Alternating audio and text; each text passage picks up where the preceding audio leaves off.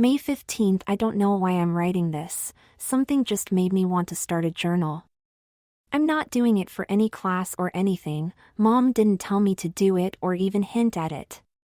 I just have this feeling that I should write down things. Since it's my journal, I should say something about myself. They say that people who keep journals or diaries look back years later and are surprised by what they thought way back when. So I guess that's why I'm doing this.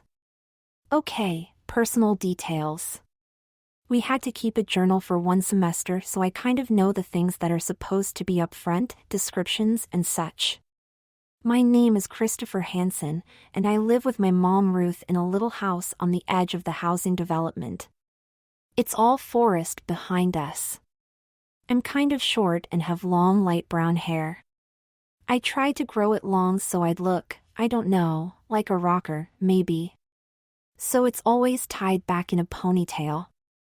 I go to Westview Middle School, finishing up the 7th grade. I'm an okay student, B's mostly.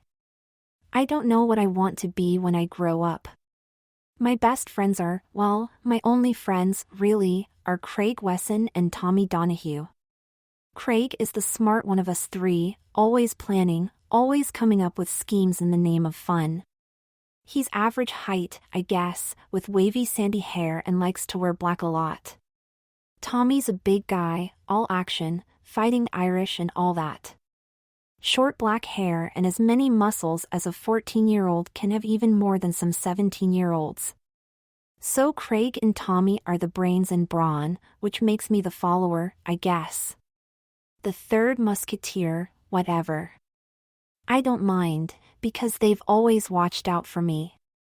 That's because I'm, well, not short, really, like I said before. Not like a runt, there are guys shorter than me. I'm the shortest of my buddies, but that's okay. So, not short, but I'm just small. Small all over. Thin bones, skinny legs, that sort of thing. Not little people small, just on the lower end of the bell curve for my age, according to Dr. Paulson. He's been my doctor since forever. No, wait. After my father left us, right after I started kindergarten, I think was when we started going to Dr. Paulson. So nearly forever. My father left us. Those 4 words say it all. For a while I thought it was something I'd done or hadn't done. I think all kids think that way. Then I thought it was all Mom's fault and I wasn't nice about it. But now I think he left us. A little of both, and a lot of him. Mom says he's a traveling salesman now, so I can't write him, and I've kind of lost interest in doing it anyway. He'd worked at a supermarket, and worked in a church, so I guess he just drifts. I'm fine with it being just me and Mom. She works in the administration at St. Joseph's Hospital and is a really nice lady. I just think she's lonely, only having me. So back to Tommy and Craig. Because I have a feeling this journal's going to have a lot about them. We met in 2nd grade. I was going through some of my nastiness with Mom about my father leaving, raging and being a jerk, and mouthed off to the wrong kid at school who clocked me. I mean, I never saw it coming until I was staring at the sky, dizzy. Then there was a blur and this voice yelling, "Get off the little guy," and that was Tommy rescuing me from a 5th grader that had decked me. Meanwhile, Craig picked me up and the 3 of us have been friends ever since. I said that Craig's the brains of the outfit. He's always coming up with something for us to do. I don't mean like, hey, let's go to the playground and hang out types of things to do. I mean things like, hey, I know a place where we can get a block of ice for less than $1. Stick a cardboard box on it and ride it down the hills at the golf course. That was a wild ride, let me tell you, just insanely fast. Then the golf course security guys came rolling up in golf carts, what else? And busted us. But it was fun, Craig was right about that. Some of his ideas, though, are a little dicey. Mom and I have this thing about honesty, being honest and speaking the truth. So when Craig comes up with something that might be illegal, I beg off, and that's usually enough for him to spike the idea and come up with something else. I don't mean illegal ideas like stealing something or hurting somebody. Just things that are a little out there. A little off, okay. I'm back. It's later, but I want to get this thing started right. I just have this uneasy sense that the whole world is off, somehow. I don't mean teenage angst either. We learned about that in class the other day. Anyway, I'm going into the whole Tommy and Craig thing because it's all part of the offness. 3 weeks ago, Craig had another of his ideas that was maybe a tiny bit over the illegal line but too enticing to pass up. The tiny bit was that it didn't involve breaking and entering, just trespassing. And then, as he pointed out, only if we got caught. Right. Like I said, some things Craig came up with were a little off. But the enticing part was too good to miss. There's an industrial park on the far side of the forest, just a featureless rambling monstrosity of huge anonymous beige buildings. Craig had some supposedly very good info that video games were made in one of the buildings. And not just video games, but that it was the headquarters of Intelia, the guys that make Omega Chronicles, the ultimate video game. It's like the Big Brother mashup of Gears of War and Halo, only on steroids. And Halo was made in an anonymous building right next to a supermarket outside Seattle, so Intelia could very well be in our industrial park. Craig's plan was to try to slip in and see what we could see. Not to take anything, although I brought a little digital camera, but to find out about the new version if we could. Just getting in would allow us to score over all the other gamers we knew. I'm not totally into the games like Craig and some other guys. Tommy's not very good at them. He usually gets too angry and winds up throwing the controller. I'm not like that, I just don't get into them like other guys. Maybe because Mom and I are always reading, and I like to watch old movies. Well, any movies, but I really love the old ones. But I was sure aware of the gamer world, and if we could pull this off, the street cred we'd get would be massive and we'd roll into 8th grade next year as heroes. So we did it. Craig had been watching the place for a week before. He actually set up an old movie camera and let it record for 6 hours at a time and scanned what time people came and went. Then he targeted those hours, and after a week of his surveillance we had a pretty good schedule. There was a way to slip in the loading area, he said, when the waste guys came for the dumpster. I asked about getting out, and Craig laughed and said locks are only to keep people from getting in, not keep people from going out. That made sense, sort of. We did the thing of telling our moms that we were all at each other's houses, or in transit, so we had a few hours time to skulk around. We hid where Craig had filmed from, and used the dumpster truck for cover to scamper alongside, and sure enough the dock gate opened up and we were in, and scrambled around keeping everything between us and anybody watching the process, and then crouched behind the now empty dumpster. Craig pointed out the button on the wall that opened the gate, if we needed it. He's sharp like that. The gate closed and we grinned as the lights went off. Then we crept onto the loading dock and the door had a glass window. We scanned through it and then slipped in. Here was the dicey part, we didn't know what was inside, so we had to move fast and improvise. It was a featureless hall with doors, most seemed to have the glass insert so we could peek in. The first 3 had people in them and the 4th was empty and unlocked. I'd shot photos without a flash of the halls and through the corners of the windows as quickly as I could, and then followed the other guys into the room. The room had 8 amazing computer workstations, with 3 monitors each surrounding ergonomic keyboards, all with screensavers going with the Intelia logo. I shot that as Tommy and Craig posed high-fiving each other in back of the screens. Craig tried each station, but they all had password protection. We went back to the window and saw somebody walking down at the end of the hall. We shrank back to the walls, which was kind of silly when I think about it. The guy's footsteps stopped briefly in front of our door, and I thought my heart stopped when the doorknob turned and the door opened an inch. Then it closed and we heard a key slipping in the lock and the footsteps started away. Tommy started to mutter something, but Craig whispered that it was just a routine guard thing, and he found an unlocked lab so he locked it, that was all. He grinned and reminded us that it wasn't to keep people from going out, and then he was proved wrong. We couldn't get the door opened. It was somehow locked on both sides. We sat at separate workstations and debated what to do. Craig said no problem and pulled out his cell phone, but there weren't any bars, so we looked at each other, wondering just how much trouble we were in. Then the voice began. "Stay calm, boys," came a disembodied, deeply male voice. "We'll get you out in a moment." There was a pause. "Stand up." Craig and I stood. Tommy looked at us with disgust. "You, too," the voice said to a startled Tommy, who quickly stood. "Yes, we have cameras. We've monitored you since the loading dock. Now, there's no need for this to be ugly. You guys thought you'd sneak in, get some cool photos to show to your buddies and be heroes, right?" It was strange nodding to an unseen voice, but we did. The voice actually chuckled. "We understand. Okay. Help's here. Stand by the door and no hassles, big guy, okay?"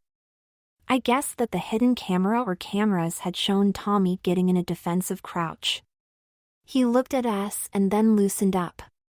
The door clicked and a bearded guy with black curly hair and a dark blue polo shirt with the Intelia logo stood there with two other guys in the same getup. "Come on, guys," bearded guy sighed. Like this was an everyday occurrence, he said matter-of-factly, "You're not the first and you probably won't be the last that tried this stunt. Let's make this as painless as we can, okay?" I'd been freaked by the voice, but what he said now relaxed me a little, Craig, too, I think. We meekly followed them to another room with several chairs and a computer workstation, and we sat. Bearded guy said, "Any ID?" and we looked at each other, knew we were screwed, and fished out our wallets and handed them over. He grinned. "Well, you're not the first, but you're certainly the youngest. I'll give you points for that." He made photocopies of our ID cards, those crummy handwritten ones that come with the wallet, and copies of our Westview Middle School student IDs. Then he handed them back to us. "Right. Craig, Thomas go by Tommy?" On Tommy's nod, to me he said, "Christopher go by Chris?" I nodded and he gave another deep sigh. "Right. You know you're trespassing, yada yada yada. No sense getting police records over this. Are all of you gamers?" Craig said he was and Tommy nodded. I shrugged. Bearded guy said, "Not a gamer, Chris? Why'd you risk the cops, then? For your buddies?" "Thought so." "Oh, camera, please." "Canon, was it?" I nodded, impressed with their surveillance cameras, and handed it over. He pushed the buttons like he'd done it a zillion times and handed it back. "Wiped clean, of course. Sorry if you had shots of your girlfriend there, she's gone, too." Tommy snorted and bearded guy looked at me a little gently, I thought. "No girlfriend, then?" "Right. Well, you're young yet. You guys, well, you know that you've found Intelia. But there's a complication. Usually I'd let you back out the loading dock and that would be that, but you picked a bad night to show up." He inhaled deeply and looked up. "And it's showtime," he said to our puzzlement. Especially because he looked almost sad. We turned as the door was flung open and a guy came in, wearing mostly grays, even his windbreaker. From all the movies I'd seen, something about him said military or ex-military. And he was followed by two big guys in black who dwarfed everybody in the room. The other two Intellia guys probably felt that, because they quickly left without a word, leaving Bearded Guy looking kind of stranded. The two bully boys stepped on either side of Military Guy, flanking him. Only then did I see they were carrying what looked like big flashlights but were probably stun rods. Military Guy stood looking at us for a moment and then surprised us by smiling. "Gentlemen. Points for bravado. But you understand that we can't allow any trespassing. Now, I want you to know that I will not involve the police if you'll answer some questions for me. Are we clear?" We knew enough to say, "Yes, sir," and, as freaked as I was by the stun rods, I could tell Tommy and Craig were as relieved as I was that we could avoid police. We'd been grounded forever for the ice block golf course thing.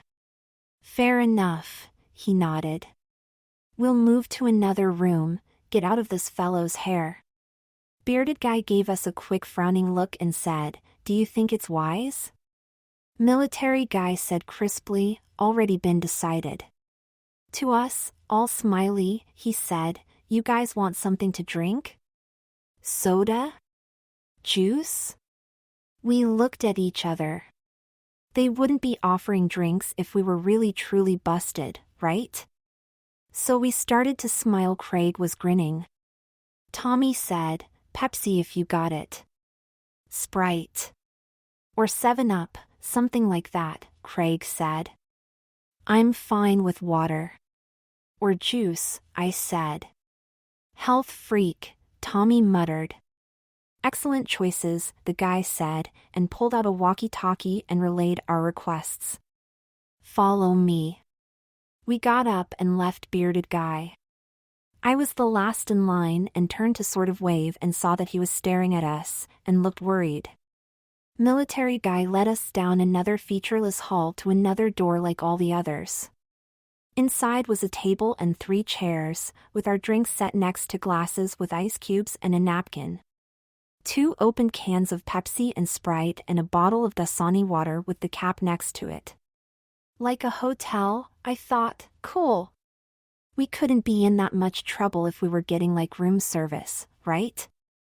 There was a desk and computer and Military Guy sat there. The bully boys took chairs on either side of the door.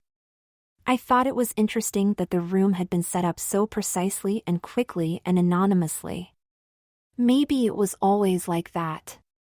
The 3 of us sat by our drinks, Craig in the middle, and since Military Guy was silent, just watching us and nodding pleasantly, we went ahead and poured and sipped.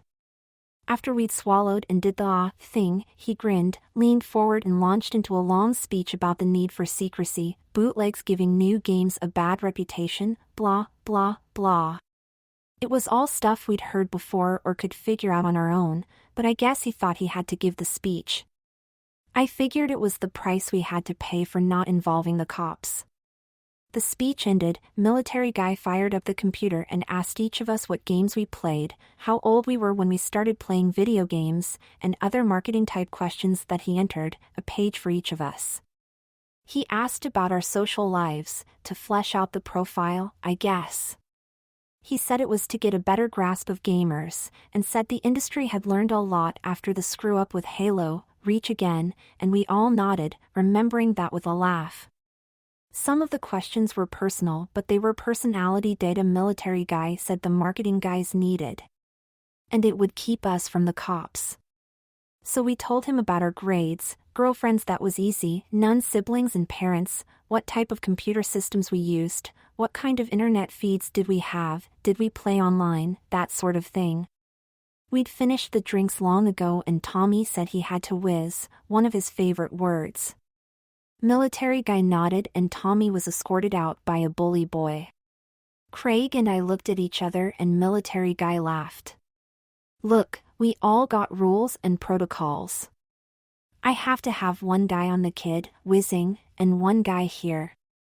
That way the head guys don't get all freaked out that we let you wander alone, you understand? We did, and Craig went when Tommy came back. I sat there thinking, first Bearded Guy, now Military Guy, and he's talking about head guys. How many layers were here? Although military guy didn't sound like he actually had any head guys, from his attitude. Then Craig came back and I went.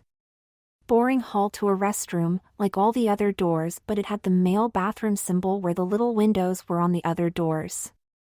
Industrial plumbing, not unlike school but absolutely spotless, so not like school. And then my bully boy and I went back to the room. There was a little speech for the need to keep quiet, although we hadn't really seen anything, and he'd see if maybe he could get the three of us an advance copy of the new game. It was obviously the bribe to keep our mouths shut. The bully boys took us back to the loading dock, opened the gate, we walked through, the gate closed, and that was it, just like it never happened. May 16th. Phew. That took me hours to write yesterday, but I think it's important to know every moment of our little adventure. Because something is happening to me, and I think it's because of that night, 3 weeks ago. We got home and considered ourselves heroes, even if we couldn't tell anybody what happened. And we'd never tell our buddies because we'd sound lame. They'd say, "Let me get this right. You say you snuck into Intelia. You say they caught you, interrogated you, and conveniently wiped your camera. So, basically, you've got nothing." Yeah, right, there was no point in telling anybody anything. 3 or 4 nights after that night, though, I felt funny. I felt soft and kind of squishy. There wasn't anything to put a finger on. I figured I'd caught a cold that night because the timing was right if I was coming down with it. It passed the next day, and although I had a few sessions of diarrhea in the morning, thank goodness it was a teacher workday, no school, I felt fine afterwards. I went over to Craig's house to hang out but was just kind of tired, I guess from all my time on the toilet. He just thought I was coming down with something and we didn't do much. He was fiddling with Omega Chronicles while I read an old Rolling Stone, so I went home early. It wasn't until about a week later that I woke up in the middle of the night, sweating. I'd had a weird dream but couldn't remember it, just a flash of images that made no sense. And the next night, and the next night. It's been 2 weeks now and I'm sleeping okay. I haven't had a dream for 2 nights now. I still feel soft and squishy, though. But the reason I started writing all this is because of something Craig said. The 3 of us were in the park, sitting on the merry-go-round. Just sitting, not doing anything, just talking.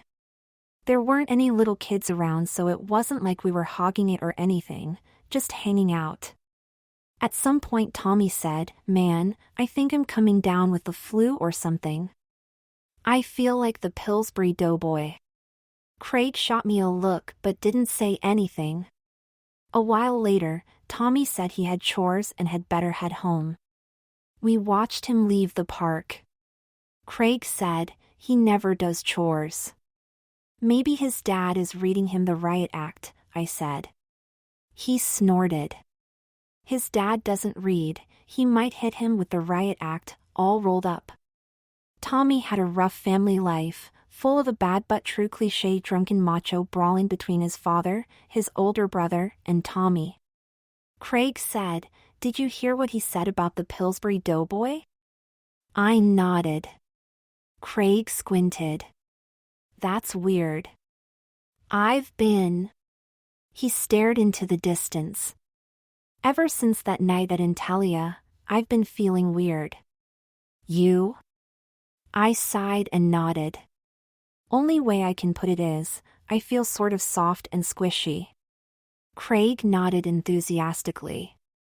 "That's it. I was thinking that I felt kind of, I don't know, fragile, I guess, like walking on eggs, but, yeah.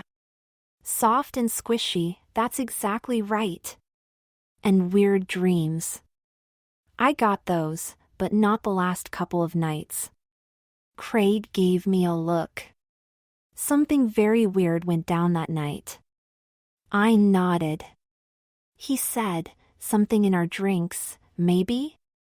Or the ice cubes, or the glasses, or the toilet paper, or the air, weird chemicals in the room, anything. He stared off into the distance for a long silent moment.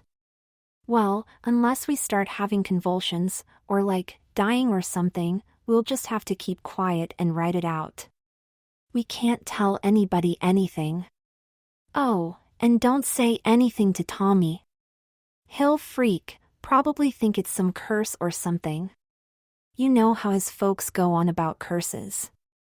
Tommy's parents were both devoutly Irish Catholic and also amazingly superstitious. Probably just got sick on dirty glasses or something, I offered. In that place? Craig snickered. It was so sterile we could have eaten off the floor. May 24th still soft and squishy, but now there's a weird calmness. Everything is fine. I got a crummy grade on a test, one that I'd studied for, but I didn't focus on the questions and did the thing wrong, pure and simple. Usually I would have blown up, but now I thought, no, the teacher's right. I need to pay more attention. I need to get along with him. I did ask if I could retake it, or a different test. The teacher looked at me like he'd never seen me before and agreed to let me take a different period's test. I aced that one. So maybe the calm thing is working out. May 28th, I don't know if it's a late spring fever, or what. I'm still calm, but hearing all the boys talking the usual talk is bugging me. It's all ranking and trying to top the other guy.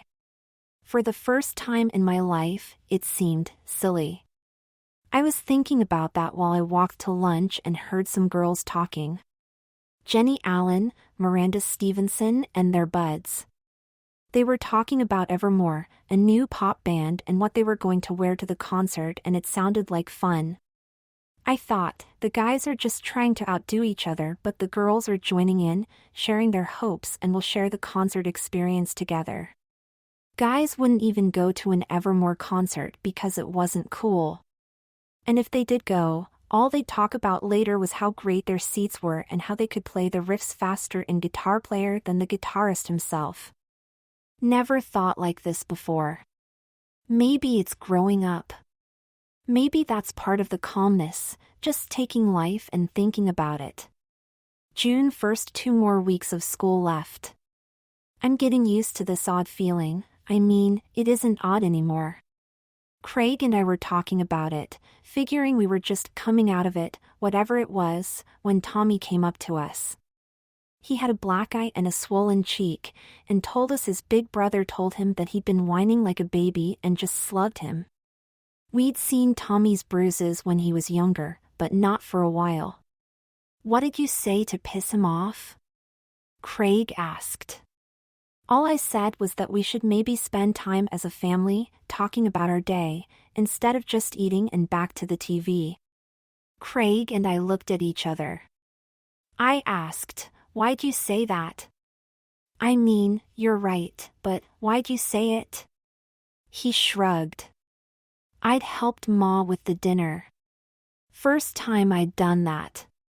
Ever, I think. She just looked so tired, and I thought of the 4 of us, you know, it's a lot of work. So I asked if she needed help. I learned a lot of stuff, you know, about cooking.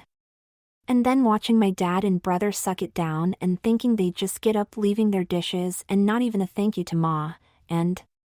He shrugged again. Craig and I locked eyes. We were both thinking the same thing. Tommy helped cook dinner?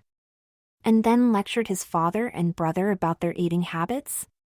He was lucky he got off with a black eye. June 6th, I had a long talk with Jenny Allen today.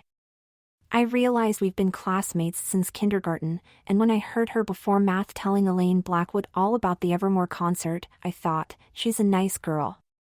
Lainey is, too. And so on the way out of class I asked Jenny about the concert. She looked startled that it was me asking, but launched into another enthusiastic telling. I was right, it sounded like fun. Way more better than the guys standing at the locker room talking about a NASCAR crash. Jenny smiled. She has pretty auburn hair. I never thought you were into Evermore, Chris. I mean, I don't know any boy that likes them. I don't really know them, I've got to tell you up front. It was just, well, hearing you tell Elaine about the concert made it sound like it was a really cool experience. Oh, it was. She lit up and went on telling me about it. We separated at one of the hall junctions and I headed down my hall. Tommy was leaning against a locker, watching her go. Jenny was telling me about a concert she went to, I explained. He nodded. Cute skirt, he mumbled, then blushed. That bothered me a lot, because it wasn't something he'd say, and he knew it. And he was right, Jenny's skirt was cute. June 7th, I thought about it last night, lying in bed. And a weird dream came, based on the events of the day. I was sitting at a concert next to Jenny Allen, and we were screaming our heads off. Everybody was screaming. Over the screams and the band I could hear cute skirt. Then Jenny and I were holding hands and jumping up and down giggling and then separated and I ran home to call her and talk to her some more. It was all so warm and so friendly and so fun and so nice. June 8th, Craig had some bad news. Really bad. His dad has gotten transferred to the East Coast, and they hadn't told Craig or his sister Teresa she's a senior in high school until the end of the school year.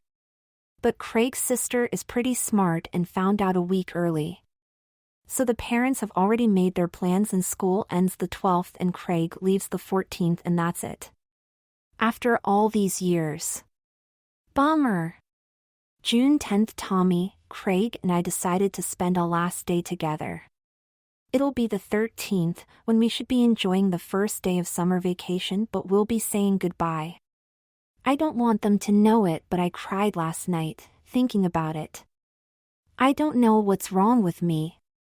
I guess it's the end of the school year, Craig moving away, it all just piled on and I hugged my pillow and bawled.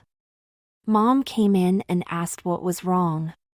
It was so nice with her sitting next to me on my bed, stroking my hair and saying, there, there. I felt really close to her and rolled up and hugged her, crying. Finally, I had to say something. Mom, I'm sorry, I'm getting your blouse wet. It's really pretty, too, I said, brushing it. Thank you, honey. There was an odd tone in her voice. Don't worry about the blouse. I know you're crushed at Craig leaving. You knew? They told me last week, and said that they couldn't keep it a secret from their kids any longer so you'd be finding out and they wanted me to be alerted to how sad you'd be. I know you've been friends for so long. I started blubbering again. She did the there, adding hush every so often. Finally I got the crying under control. Oddly enough, I felt better. Mom, I don't know what's wrong with me. Maybe it's the growing up thing, but I feel all out of sorts and having weird thoughts. Well, it's all part of being a teenager. You just turned 14 a little while ago, so it's all so new. I don't think it's that. I think it's... How could I put it? I think it might be something more. But I don't want to tell you until a little while longer. I understand. I remember this time, being your age, she said, smiling. Dimly, of course, because I'm so ancient, she teased. You are not ancient. I retorted. You are just about the prettiest mom ever. I love that you're so you. Why, thank you, Chris, and I love you, too. Now try to be brave about Craig leaving. I don't know what she thought about our little talk. Did she think I was a normal boy dealing with being 14? Did she think I was gay and losing Craig was breaking my heart? How could she ever guess that I thought that all three of us were being changed somehow by that night when we'd been doing something illegal? June 13th. Oh, God. Craig's gone. Or he will be, tomorrow. It was weird going to his house, where I've been a zillion times, and it was all empty and they were living out of suitcases. Oh, and school's over. Just a couple of half-days and time for the three of us to hang as much as we could, and all day today. Craig's parents sprang for us to go bowling and have pizza and then unlimited game room time, just like a birthday party, but none of us wanted to celebrate. Craig's sister Teresa is a basket case. Apparently a cute boy had just asked her out, finally, and now she's got to move. The high school let out a week earlier for seniors, so she's already done the graduation thing and all that. Craig told me that he felt closer to his sister than he ever had before. He said this while Tommy was bowling and the parents weren't around.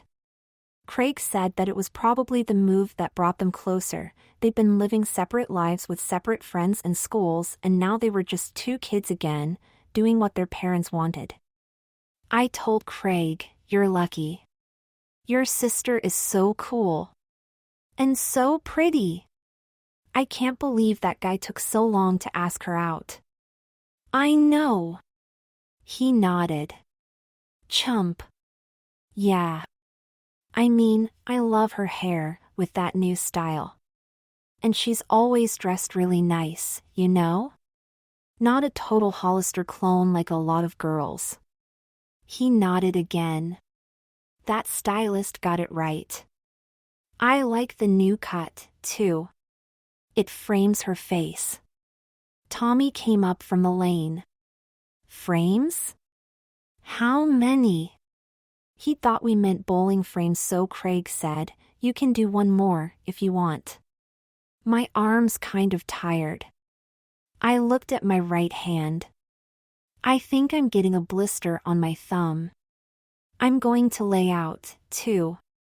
Tommy nodded and then, to our shock, hugged Craig. "I'm going to miss you so much," he sniffed, and turned away back to the lanes before we could see his face, but I think he was starting to cry. "We're all pretty emotional," Craig began. "And having interesting dreams," I added. "And we're soft and squishy. Have you noticed Tommy's getting a little rounder?" I'd noticed it in his face. "Eating better, maybe," Craig said, but something in his voice said he didn't believe it. "Craig, we've gotta admit it," I said, looking around to see that we were alone. "Whatever happened to us at Intelia that night did something weird." He shook his head. "Not just did something weird, it's still happening." "You've noticed, too?" He turned to me. "Look, Chris, you're the only one I can talk to about this. I can't talk to Tommy. He's got too many other problems at home and I don't want to lay it on him until I'm sure. But you and I." He looked around. "Have you felt yourself lately?" "You mean, like, playing with myself?" He grinned. "Well, that, too, but I meant, well, start with that. Have you played with yourself lately? And come on, we know we all do." I blushed. "No. I mean, yeah, I did, but I hadn't thought about it until you just said that. No, I haven't played with myself since, yeah," I nodded. "Since at least that night." My point exactly. "So, what I said before, have you felt yourself? Like..." He looked around, made as if to stretch, and traced his fingers over his chest. "This? Not really. You will, I'll bet. Have you been thinking about girls differently than you used to? I know you have, because you're talking with Jenny Allen all the time." "Not all the time, but, yeah. Maybe it's just growing up." He shook his head. "No. It's more. Have you thought about their clothes?" "No, not beyond any." I stopped myself, suddenly remembering how we'd just been talking about his sister, and then I remembered complimenting Mom on her blouse. "Yeah, now that you mention it." And I remembered Tommy saw Jenny a week ago and said, "Cute skirt." Which Tommy would never say. Which Tommy would never say, I agreed. So you think oh, God, do you think we're turning gay somehow? He gave me the saddest smile imaginable. Not gay. Not that simple. Maybe, but no. I think we're turning into girls. Into girls? I almost blurted loudly. Why, how? Why, I don't know. The how is obvious, our beverages at Intelia. Something that all three of us got, and the drinks or the ice cubes, and I think. He sat up closer to me and lowered his voice. Everything I'm saying applies to all three of us, okay? And so we've got to be completely honest with each other because we can't not be because we're the only ones who know. And it's not us being weird, it's something that was done to us. So there's no shame in that. But not telling Tommy right now is because of his family. You want him to maybe get an arm broken? Neither do I, okay. He ticked points off on his finger. First of all, everything odd started that night. That's a given. Next, we're all feeling, like you said, soft and squishy.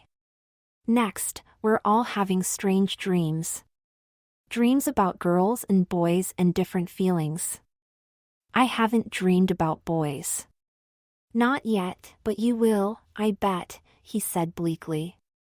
Strangely, that thought didn't revolt me, it almost sounded neat. Craig sighed.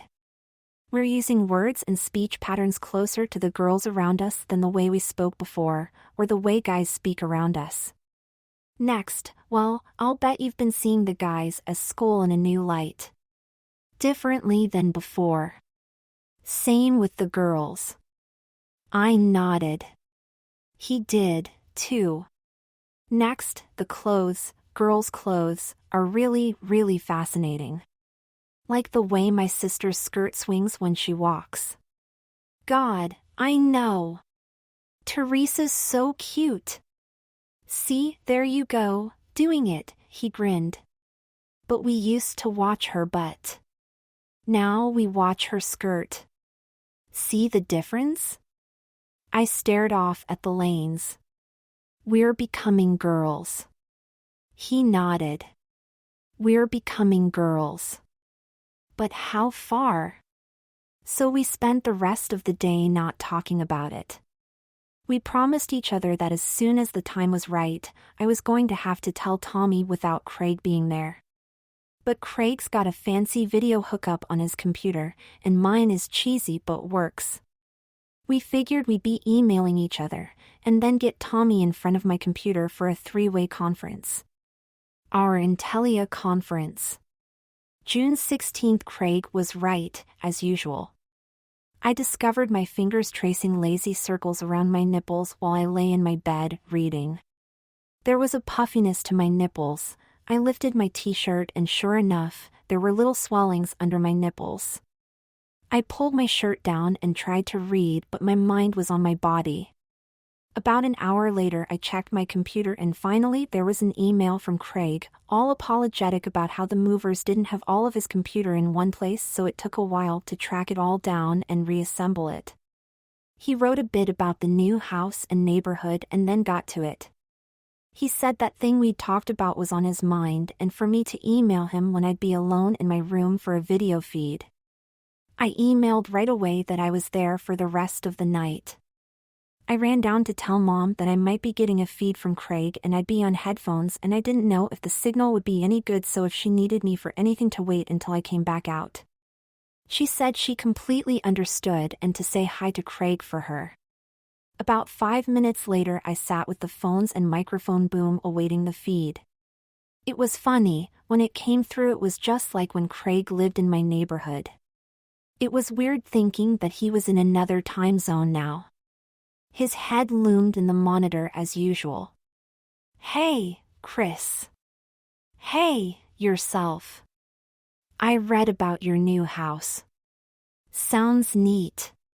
Small talk out of the way, he asked if we were secure and I said yes. He asked if I'd been thinking about what we'd talked about at the bowling alley. I had. I asked him if he remembered an old spy movie where they used the code Moscow rules, and he did, grinning. It meant we'd only speak when absolutely sure nobody could hear. And we'd tell each other the truth. And no recording. We both agreed and said the phrase Moscow rules, and I told him about my kind of puffy nipples. He said, "They're kind of puffy, huh?" and unbuttoned the green shirt he was wearing and flopped it back over his shoulders. The camera showed his nipples were puffy, sure, but there was a small mound rising around each nipple. I saw Teresa when she was first getting her boobs. I look just the same.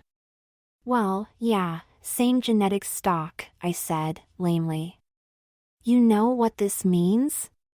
We start shopping at Victoria's Secret? Lame, again. He grinned, though. Not yet, but maybe soon. This is way faster than Teresa's. I've been reading up on this thing called gynecomastia, which basically means boobs on boys. We sort of qualify, but not on the timetable, and definitely not with everything else. You mean the dreams, the thoughts? I trailed off. Boys, he said oddly. I nodded. I was looking at a People magazine, just browsing, you know? And suddenly my heart went thumpa-thumpa, and it was this guy with six-pack abs and was only 17, and I was almost panting. Just remembering it made me breathe faster. I wasn't surprised when Craig nodded. I saw this boy down the street and my brain said he was cute, and I wonder what kind of girl he likes, and I realized that my brain meant girl as in me being the girl. What the hell is happening, Craig? I don't know. I mean, yeah, we both know, something was done to us on purpose or by accident at Intelia. But how and why a video game company would have the ability or even the stuff laying around for that to happen? We've got to dig up info on Intelia, beyond the games. That's the starting point, sure. The one thing that confuses me, that doesn't fit, is that it's the wrong demographic. Oh, sure, of course, I was thinking along the same lines, I teased. What the heck do you mean? They're games, the whole range of games, even ones we don't play? They're all boys' games. I mean, not just Omega Chronicles and shooters, but hardcore sports things like football and basketball. There's not even softer stuff like Bejeweled or that Dance Dance thing or Guitar Hero. Heck, even Teresa plays Guitar Hero. Well, that's part of what makes them so cool, so hardcore.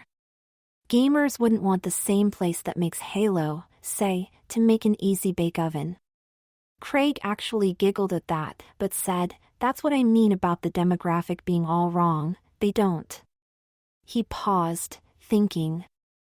I said, "The only thing I can come up with for Intelia to do something like this is that maybe they figured we're hardcore gamers.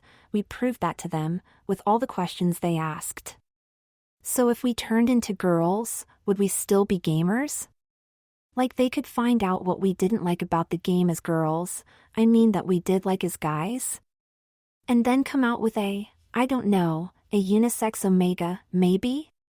It's a stretch, yeah, Craig nodded. Except that it doesn't quite fit. If there was a girl gaming community besides the hardcore fangirls, if it was perfectly normal for girls like Teresa and Jenny Allen to game, then your idea would fit. But they'd have to already be into gaming, and they're not, so it would have to be a whole new social restructuring. It's a good idea you had, but it would be like testing two different car models on some remote villager who only drives ox carts. The poor guy wouldn't have the experience to determine if 5 cup holders was a good thing. We agreed that the demographic test idea was unlikely, and then Craig went on to tell me some of the stuff he'd dug out about boys turning into girls. There were some rare conditions where it happened, but for all three of us to do it and in the exact same time frame was statistically impossible. One of Craig's favorite phrases, I remembered. Plus, like he'd said, the timetable was all wrong, all sped up, based on how fast he was developing compared to his sister's rate as a normal girl. I had a weird sudden flash of, I wonder when I can wear a bra? Not if, or have to, but when can I? I said it was time to get Tommy in on it, and we agreed I'd get him over for a Moscow Rule session, and we laid out a basic schedule for another video feed and then ended the connection. It was still early enough that I called Tommy and got his brother, who was normally nice but kind of sneered, and asked why did I want the little fag, and all I could think of was, poor Tommy. He came on the line sounding very, very strange. Chris. Hi. Listen, Tommy, how you doing? Okay. He was definitely not okay. Can you come over tomorrow sometime? For at least an hour or so? Hold on. The phone was muffled and there were voices and a bit of shouting. When Tommy came on, he was sniffing. Not tomorrow. The next day, maybe. 5 or 6. I've got to be back home by 7. We agreed on 5 and I emailed Craig and got a response that he'd be on day after tomorrow at 5:15, our time. I lay back in bed and thought. And my fingers were gently stroking my nipples. June 17th, I decided to help Mom today. I do, anyway, but we did a big day of laundry and dusting and vacuuming. I wore a t-shirt and shorts and suddenly flashed on several things. First of all, girls wore t-shirts and shorts. Other than underwear, my clothing was truly unisex. I was wearing flip-flops, too. All of the moving and stretching involved in the work made me realize my nipples were rubbing against my t-shirt, and it both hurt and felt good at the same time. Kind of like that icy hot feeling with Bengay or Atomic Bomb. But I knew that it was only a matter of time before I became noticeable. And then what? Mom went out shopping and I flipped through the new magazines from the mail and I found myself checking out the girls and boys, but entirely unlike any time I'd looked at magazines before. I'd looked at cute girls in magazines, but now, the girls I was rating as cute but in a totally different way. Cute like, that was a cute outfit, I really liked the skirt. Or, that looks like a cute top. Or even, I wonder if my hair would look that cute if I got that hairstyle. When Mom came home, I was unusually quiet. She gave me my space but asked if I'd join her in a movie on the couch. It was an old rerun of Miss Congeniality and I watched it with new eyes. The ugly duckling becoming the beautiful swan. June 18th, I spent most of the next day on the internet, after a bike ride. Mom was working late, so I was completely undisturbed, and we'd get our video conference done with before she got home. I also uncovered a bunch of stuff to tell the guys. And I had a shock at 5. Tommy did not look like Tommy to me.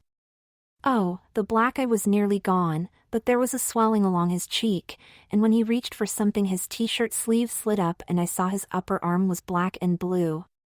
We'd seen stuff like that over the years and it made Craig and I really crazy and sad at the same time. Helpless, too. We learned to ask once how he was doing and then shut up about it. So I asked but knew he'd just shake his head and not say anything. But instead he put both hands over his face and burst into tears. Tommy? In tears? I sat next to him and hugged him and we sat there for a while until he got himself together. He was still sniffing when the video feed came through. After Moscow Rules and explaining it to Tommy, Craig immediately laid it all out. He apologized for us not telling Tommy sooner, but we'd only just found out ourselves and talked at length yesterday. Not entirely true, but it satisfied Tommy.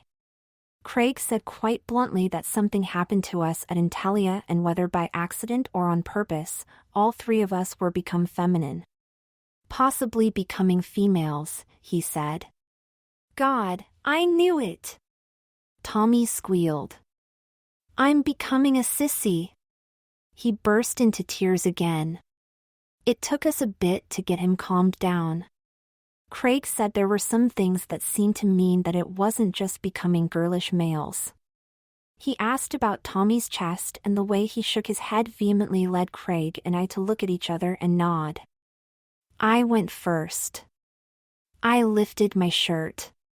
Tommy, look at me. Look at me, please. Tommy glanced and did a cartoon-worthy double take.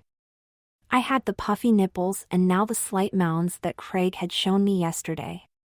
Then on the monitor, Craig grinned and unbuttoned his shirt again and turned sideways. Tommy and I stared at Craig's boobs. There was no other word for them. His profile showed the mounds unmistakably. Tommy gasped and Craig looked at him, still with his shirt off. Well, Tommy? I said, gently. He hung his head, then took a sharp, ragged breath and undid his baggy shirt. There were 2 mounds, puffy nipples and all. Suddenly we all broke out laughing, giggling uncontrollably. Eventually we calmed down and buttoned up. But at least Tommy felt way better. I told them the results of my net searches. There was that statistical impossibility to overcome, and I told various theories about different species that changed sex. Tommy said, "Whoa, maybe we're just growing boobs," but I confessed to thinking about cute dresses and cuter boys. Craig said, "Not to play one-up-manship, but I think I've got you beat." He'd been sitting at the computer and now stood from the chair and stepped back. Oh my God. Craig was wearing a denim miniskirt. He sat back down. Matter-of-factly he said, "One of the advantages of having a sister." I asked if he'd told her. He said not yet, but he'd grabbed a few things that might be explained as lost in the move. He said it just felt right, but that he was going to take a bath later tonight and shave his legs. He said then he'd feel right. Tommy just stared at him. I just thought about how cute Craig had looked in the skirt and thought about myself in one. Maybe like the cute one Miranda wore the last time I saw her? Focus, Chris. I told myself. Craig then told about his researches, and it seemed that Tommy really needed to hear it. And I was staggered by what Craig had found. Intellia was a state-of-the-art video game company, but it was so bleeding edge that it had been acquired by another company. And another company had that one as a subsidiary, and another one, it was like that cartoon with a fish coming to eat a little fish, with an even bigger fish right behind ready to eat the first fish. Infinite regression, I remembered from a thing I'd read about MC Escher and murmured his name. No, Craig said, grinning wickedly. Not Escher. Pentagon. He tracked them one by one until it became obvious that the ultimate parent company of Intellia was the Department of Defense. I don't think Intellia is doing anything for the DoD, Craig said. I think it's just part of a front, maybe. And Lord knows it's a profitable one. I said, so you think that the military guy wasn't Intellia? He nodded. I think he was directly or indirectly DoD or at least worked for them. Did you see the look on the guy with the beard? It was like he was scared of those guys. And was helpless, I mused. Tommy spoke for the first time. I think the bearded guy was going to let us go really quick. Yeah, before the black hats arrived. Hats? Tommy asked. I explained the term, and he nodded, and then I said, "So are we being punished, or tested?" Craig shrugged. I'd say we're being tested. Tommy said, "Tested to do what?" Craig and I exchanged one of our countless looks over Tommy. Craig patiently said, "Not tested like in school, tested like, well, like lab rats." What? Tommy almost jumped from the bed. I calmed him down and reminded him that what was happening to us had been done to us. It wasn't our fault. Tommy seemed frantic. Yeah, but we're still growing tits. I can't do this. Calm down, big guy, Craig said. We don't know big guy? Ha! What a laugh! Tommy almost sobbed. You two are going on and on about your tits, but what about your dicks? Craig and I exchanged looks. We hadn't gotten to that part yet. At least, I hadn't. Craig calmly said, yeah, my dick is smaller. Yours, too? Tommy groaned. Yeah, oh, God. I said, look, Tommy, this isn't God's divine punishment or anything like that, knowing his religious bent. This is something those guys did to us. Tommy said, so let's just go back and tell them to fix it. It was stunningly simple except for one thing. I cleared my throat, getting their attention. Guys, I rode my bike over there today. Great. Tommy said. Oh, Craig said. Yeah, I agreed sadly. They're gone. Gone? Tommy gasped. Craig said, I was afraid of that. We breached their security. They fixed us and then had to pack up. Intelia's gone? Tommy said dumbly. We'll just have to track them down, Craig said. In the meantime, Tommy almost snarled, you think we're turning into chicks? Neither Craig nor I spoke. Then, just to get onto a different subject I asked generally, mostly for Tommy's benefit, why would they turn us into chicks? Why even come up with something like that? I didn't bother telling Tommy about our demographics idea. I knew it would only confuse him and Craig, and I had pretty much discarded it anyway. Craig said, I may have an idea. 2 ideas, really. Okay, I've been reading a lot of odd websites lately, and one of my bookmarks is for a site talking about cutting-edge weapons. Not weapons that go boom, but weapons that make the enemy not want to fight you. And some of them are just crowd control, like for riot situations. Or political protests, I said, getting cold at the thought. I'd read something about it. Yeah, Craig nodded solemnly. They're really strange, all over the map technically. They've got sound cannons that send a special sound frequency that is like the ultimate fingernails on the chalkboard. And one frequency that'll make your stomach sick and you crap your pants. God! Tommy exclaimed. I don't think God's involved in these. He's probably embarrassed by the ways we come up with to hurt each other, Craig said dryly. There's another cannon thing. I think anything that outputs something is called a cannon, only this one doesn't put out heat, exactly. I read about that one. I said excitedly. In Wired magazine, I think. It makes you feel like your skin's on fire, supposed to be total agony without anything actually burning. Yeah, that's the one. There's things about superglue, and sticky nets, and all sorts of stuff. And you're right, Chris, most of those were all crowd control things for protesters. But the weapons for armies, or maybe like a terrorist training camp. He broke off, lost in thought for a moment. It went on so long that I said, Craig? We still doing Moscow rules? Yeah, Moscow rules. I just had a thought. I was going to tell you about bioweapons, like plague and that Ebola virus and stuff, and there was something about tranquilizers in the water supply. I suddenly had a thought. He paused for a moment, holding his hand up. Tommy and I looked at each other. We knew that when Craig got like this, his wheels were turning at high speed. Craig nodded and spoke. Yeah, it makes sense. Think about this. The terrorists, the ones we're mostly fighting now are religious fundamentalists, really conservative and all, and you know how they keep the women hidden and wearing those big black things? Burke has, I said. Yeah. Veils, the works. Women are second-class citizens, if they're even considered as citizens. Sort of like failed men. Not all Muslim countries are like that, and not all Arab countries. Just the fundamentalists, Tommy nodded. Like those Christian fundamentalists with like 16 wives and they all dress alike and look like robots. We'd all seen that on TV when their compound had been raided. Exactly, Tommy, Craig nodded. Yeah. So, I'm just going off the top of my head here, but I said I had 2 ideas.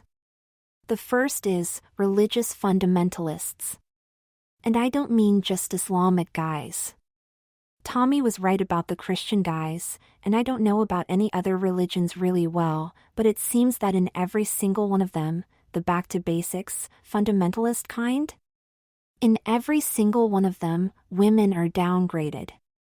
Second-class citizens, or really just slaves, good for babies and keeping house. I said, I saw something about that on the History Channel, and I never thought of it before, but you're right. They're all really macho, me Tarzan you Jane sort of things. Tommy actually giggled at my Tarzan reference and put his hand over his mouth, fingers straight up. Sorry. Craig and I exchanged a glance at that, both the giggle and the gesture. Craig went on. Okay, so any of the fundamentalist crazies, any religion, all seem to be rough tough macho male-dominated groups that look down on women? He paused and Tommy and I nodded. Oh, I said as the thought came. The Taliban and one of those Christian camps up in Montana or Wyoming or something, the one the FBI raided? Where they shot the FBI guy? Tommy said and Craig was nodding. Teenagers, I said. They're all teenagers. I mean, not every fundamentalist and not every religion, but I know the Christian guys were like 17, at least the one that shot the FBI guy was, and I think the Taliban's really young. Craig's face was grim. Yeah, I remember a phrase somewhere that few things are more frightening than a 16-year-old boy full of God and carrying a Kalashnikov. The image made me shake, like a sudden chill. Craig's mouth quirked in a wicked smile. So what do you guys think would happen to a big old terrorist training camp, like 100 rough tough guys, especially macho teenage dudes, when they all start turning into girls? Oh my God. I gasped. Tommy cracked up. They'd be so busy disciplining each other, even when they were turning into girls themselves. Craig laughed and said, they sure wouldn't be spending too much time on training how to shoot and blow up Americans. Tommy said, maybe they'd all take up baking instead. We all giggled at the vision, as politically incorrect and ignorant as it was, and there's no other word for it. We all were giggling. Then I said, what's the second idea? Craig said, that Intellia is the legitimate public image, the respectable front, with labs in front designing software, and in the labs in the back rooms one of the black hat outfits tinkers away at their experiments, completely hidden. I put it together. So you think they were working on call it a girl bomb somewhere in the building we snuck into? And they infected us, exposed us somehow. I nodded grimly. Our drinks, yeah. You said that before, Craig. And all of them were opened. Maybe in the ice, but definitely in the drinks. Tommy said, so, why? So we'd turn into girls and be too busy shopping for purses at the mall to say that Intellia's got black hats in it? They've already left, what's the point? The marketing, I said, stunned. Huh? Tommy asked. Not the demographic thing we first thought, Craig nodded. Remember the marketing survey? I used air quotes. The one that military guy did? Remember the questions? Some were typical marketing things like what kind of computer do we use? Tommy said, maybe so they'd know which computer was ours if they broke in? Craig said, possible, big guy. Or they stop calling me big guy, Tommy said, glumly. I don't know what I am, or what I'm turning into, but... The tears came again. This time I handed him a box of tissues and went on speculating. The questions were also about our parents, siblings. Girlfriends, sex questions, Craig went on. Yeah. All mixed together. Brilliant. But, hey, they're the DoD, so taxpayers pay them to be brilliant. But why turn us into girls? Tommy whined, sniffing. To test the stuff. They know how much they gave us, and he broke off and went into his deep thought mode briefly. Hey, Chris, you mentioned the Taliban and I just remembered something about them. Then he had it. Yeah. There was a thing I watched on terrorists that was like the life cycle. Not a long cycle, I joked. Hate those guys. Tommy blurted out. Craig gently said, Tommy, remember we talked about how hate makes us stop thinking? Those guys want us to hate them so much that we do something stupid. Hate 'em, Tommy, I said, rubbing Tommy's shoulder. But don't let the hate rule you. We both realized that it was odd to be sitting there, knees together, with me rubbing his shoulder. I stopped. Craig might have seen all that but let it go. So in the documentary, these kids go into religious schools when they're like 5 or something, and by the time they're our age, they're so conditioned in the religious craziness that they happily go shoot people or blow themselves up. Yeah, Chris was saying the guy was like 17 or something, Tommy said. I didn't correct him that the Christian guy had been 17. Don't you see? Craig nodded.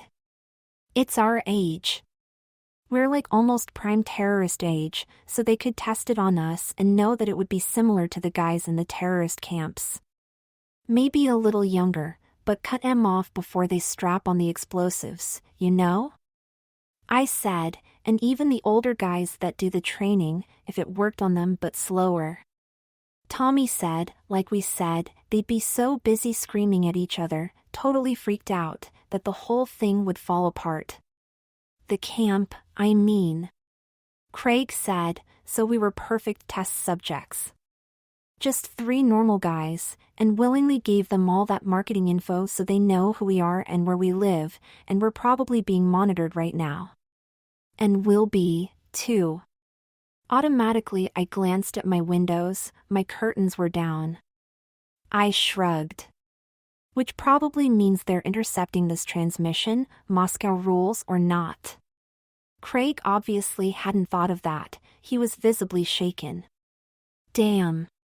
Okay. I'll contact you again in a few days. We all hold tight. Maybe talk to our moms. Not our dads, sorry, Chris. Do we have to? Tommy pleaded. We're not going to be able to hide it much longer, I pointed out. And you're already getting beaten up just for helping your mother in the kitchen. Tommy rubbed the bruises on his upper arm without thinking, and then nodded sadly. Craig said, we'll back you up, Tommy. It's happening to all 3 of us, so they can't be totally down on you. You can't even begin to know, Tommy said quietly. June 19th, I spent the last 2 days pretty much on the toilet. Mom said one more day and we'd call the doctor, but I told her it must have been something I ate at a friend's house, not from her cooking, and so I did a lot of reading. Thank goodness I'd gone to the library a couple of days ago, as I squirted my guts out.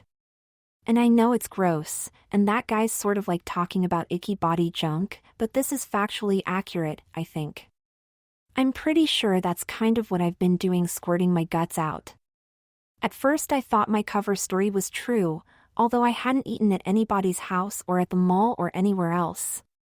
But the night of the 18th, when there was no let-up in the thing, I began seriously checking the toilet's contents, and I think that I was, well, this morning it struck me, I was dumping parts of me.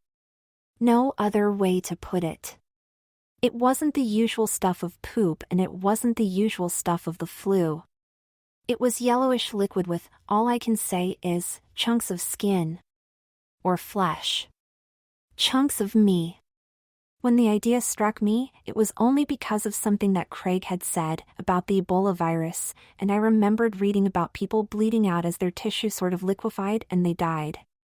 I was freaked at first except for two reasons.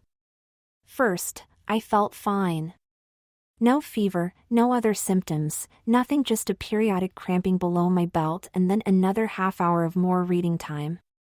And thank God for the bathroom deodorant spray. Second, I was pretty sure that Craig was right. We'd been tested with Intellia's girl bomb, so we were changing, not dying. If they'd wanted us dead, it would have been a straight, undetectable and time-delayed poison, so there was no connection with our Intellia night. Or they could do it quick and just toss our bodies in a dumpster. No, for whatever reasons, Intellia wanted to see what their little mixture could do. So I wasn't worried about death.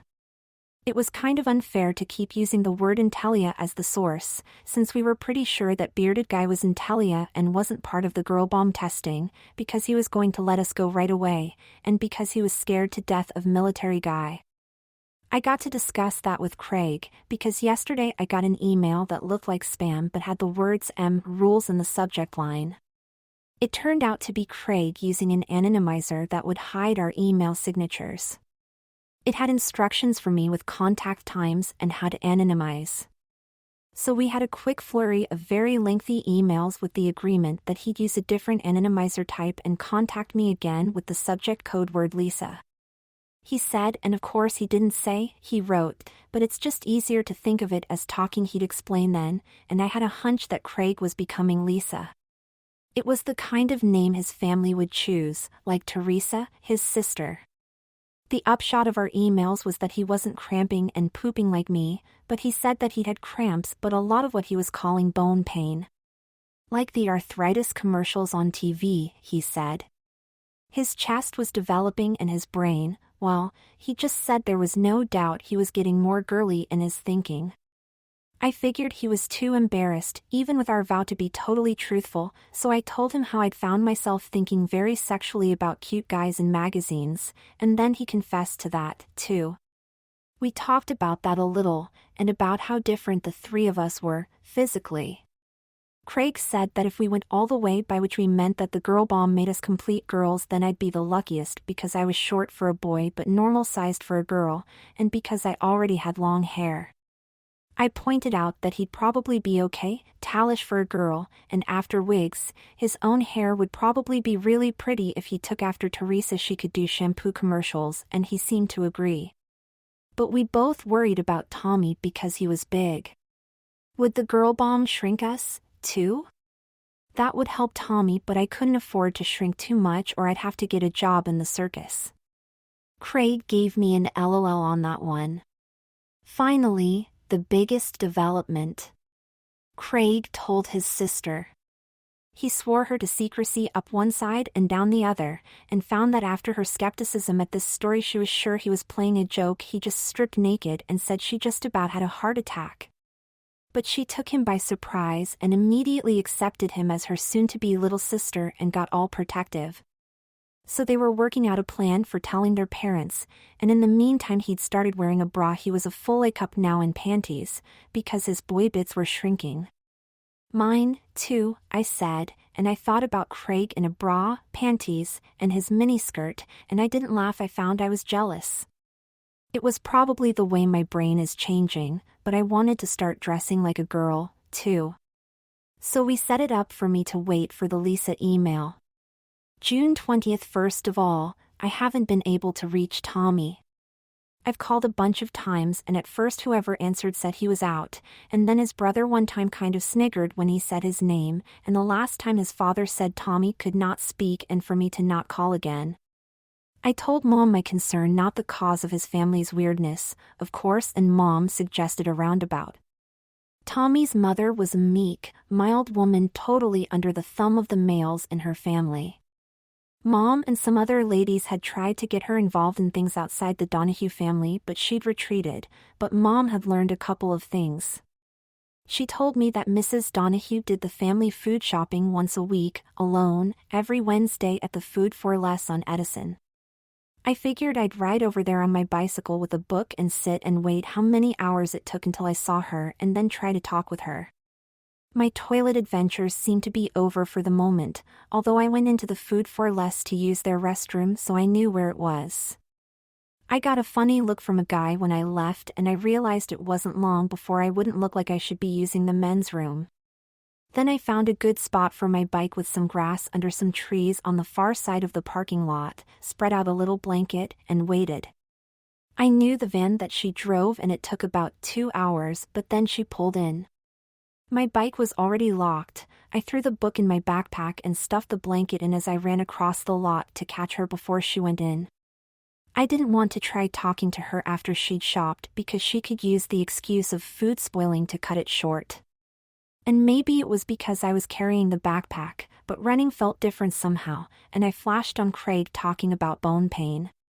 I caught her just as she chirped the van locked. She was a small woman with reddish hair, cut short and pulled back into a tiny stub of a ponytail, and a simple blue blouse and mom jeans. She was really very pretty, but there was something squeezed down about her, repressed or suppressed. Screwed down tightly came to mind. I stopped running so I didn't scare her, and I called Mrs. Donahue and knew for a moment she didn't recognize me. She looked scared. "I'm sorry, Chris, I didn't recognize you." "How's Tommy?" "I'm sorry," she said again, "but I can't talk to you about Tommy." "Please, Mrs. Donahue. It's a lot more important than you know. I haven't talked to Tommy for 3 or 4 days and I'm kinda concerned." "Well, She stopped and looked around the parking lot. "I had an idea. Maybe we could talk in the van? You know, sitting down?" She agreed and we got in. There was this awkward silence, and I suddenly remembered something I'd heard in a movie where cops interrogated a guy, so I didn't say anything, just letting the silence wear on her. Finally, she broke. Well, he's kind of sick right now." "He's home, sick," she said with more conviction, and I realized she was trying to convince herself that her cover story was sound. I asked gently, "Has he been punished?" "Punished?" She was so startled that I knew I was right. "Like, beaten, or something?" "Nonsense." "Beaten?" "No." She was flustered. He's not been beaten. Ever." "Mrs. Donahue," I said softly, and put a hand on her forearm. "I know he gets beaten at home." "It's okay." Quickly, she said, No. I don't know what he's telling you at school, more lies, but no, he's not beaten." "Ma'am, we've seen the bruises. And the black eyes. Those are just things he gets from the scuffles at school. You know, all those fights he gets in." I was shocked, but not as much as I realized that she would be. "Mrs. Donahue, there are no scuffles. Tommy doesn't get in fights at school." "Of course he does. All those bruises." "Ma'am, Tommy hasn't gotten in a fight since he rescued me from big kids 5 years ago. He truly hasn't." "I mean, who'd fight him? He's so big." "Oh, God." Her lips started trembling. I said, "I hate to have to say this, but you need to know. Tommy's dad and brother have hit him for years. He doesn't like to talk about it and never uses it as an excuse. But we know." "Oh, God," she said again, grabbing a tissue. "I've tried to do my best. It's a tough situation that you're in, ma'am, if you don't mind my saying so. You're doing your best to keep your family together the best you know how." "Thank you, Chris," she said, dabbing her eyes. "So I've got to ask you, because it's really, really important. Is Tommy recovering from a beating? Or really truly sick? And sick, how?" She sniffed and folded and refolded the tissue. "God, it's sad to say, but it actually feels good to be able to admit it. All these years I've turned away and denied. She looked out the window. Ah, sweet Mary, Mother of God, what I've done to my baby. I let the silence go on again. She broke again. Oh, you've always been such a good friend of his, Chris. And that Craig, the three of you palling around. She sighed and went back to folding the tissues. He's been acting odd lately, our Tommy, and saying and doing odd things. When she didn't go on, I said, odd like how? The last time I talked with him he was proud about how he helped you with making dinner. Ah, yes, that was lovely.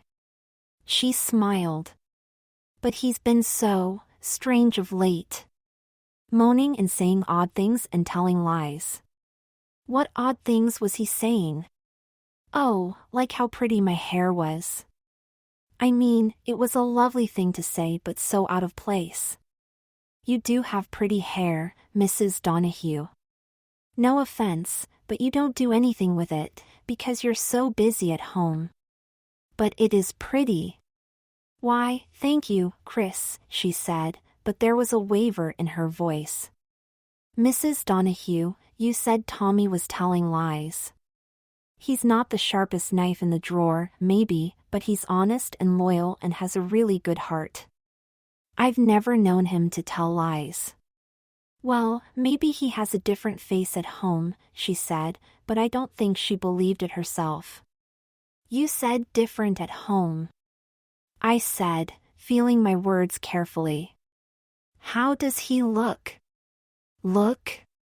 Well, after he... Gently, I said, was beaten? She nodded, tearing up again. Oh, God, it was terrible to hear. She sniffed. But after that he's taken to his room.